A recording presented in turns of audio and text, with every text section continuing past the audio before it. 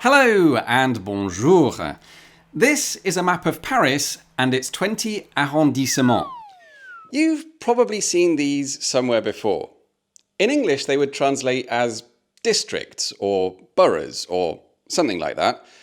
And this might sound like a stupid question, but do you have any idea what their names are? Well, firstly, let's be clear. Ask any Parisian to name the arrondissement they live in, and approximately 100% of them will reply with a number. J'habite le 10e. This woman says she lives in the 10th, which is this bit of Paris. On habite dans la 14e. This couple say they live in the 14th, which is this bit of Paris. J'habite dans le 93. And this man says he lives in the 93, which means he doesn't live in Paris at all. In fact, what he's talking about is a completely different set of numbers. Sorry, can we edit this bit out? Anyway, according to my results, more than 100% of Parisians agree that the answer to this question is a number. And you can't really argue with that, can you?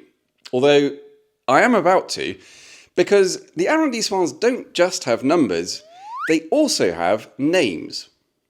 In fact, they've had official names ever since 1860, when Paris expanded from its original 12 revolutionary arrondissements to the current 20, and they're all named after well-known things you'll find in that arrondissement. Or at least, things that were well-known in 1860, some of them not so much anymore. So today, we're going to count them down, starting with number 20.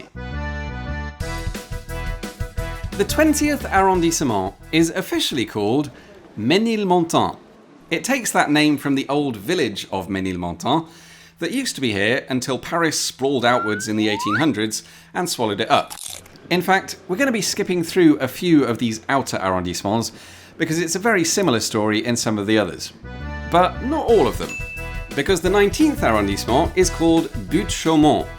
This one is technically named after the hill of Butte-Chaumont, which at the time had long since become the quarry of Butte-Chaumont. But as soon as it officially became part of Paris, they abandoned the quarry, landscaped the whole place, and turned it into what is now the beautiful Parc des Buttes-Chaumont. And next up is a favourite with tourists. It is the 18th. This one is called Butte-Montmartre, or the Hill of Montmartre. So it's actually named after a hill and an old village. It's just that this particular old village has now become an extremely famous part of the capital. And heading west now, the next 3 arrondissements are all named after old villages. The 17th is Batignolles-Monceau, that one's named after 2 old villages. The 16th is Passy, and the 15th is Vaugirard. Alright Tim, when are they going to stop being named after villages and start being named after famous things we've actually heard of? Well, that begins here in the 14th, which is called Observatoire, named after the Paris Observatory, while the 13th is called Gobelin. Disappointingly, this is not where goblins come from. It takes its name from the famous Gobelin tapestry factory, where they've been making top quality tapestries since 1602. Anyway, the next 2 arrondissements give us our final 2 historic villages, so the 12th is Reuilly, and the 11th is Popincourt, and then we're into the top 10. Now, a minute ago, I did promise you famous things you've actually heard of. But for some reason, the 10th arrondissement is named after this old customs storage building and is therefore called Entrepôt, or in English, warehouse. But there's better news for people living in the 9th arrondissement, which is called Opéra, the 8th, which is called Élysée, and the 7th, which is called Palais Bourbon, the official name of the French National Assembly building. And that brings us to Luxembourg. Not the country, it's just the name of the 6th arrondissement. But why is it called Luxembourg? Well, it was named after the Palais du Luxembourg, which in turn is named after a building that used to stand here called the Hôtel de Luxembourg, and that was built by a bloke who called himself the Duke of Luxembourg. Interestingly, he had almost zero claim to that title, but 500 years later, this entire neighbourhood is still called Luxembourg.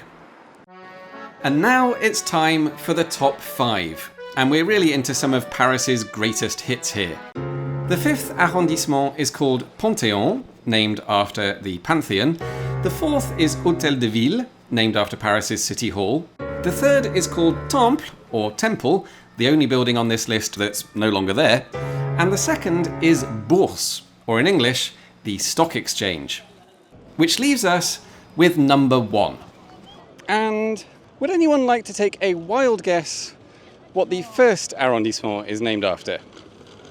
It is, of course, the Arrondissement du Louvre. So there you go. Those are the 20 official names of the 20 arrondissements. But I cannot stress enough how much the people of Paris never ever use them. You'll still see these names around, but that's not because people are naming things after their arrondissement. They're just naming things after the thing that the arrondissement was also named after. Anyway, hopefully you found this information interesting, even if it's almost completely useless. And as always, thank you very much for watching, and I'll see you soon.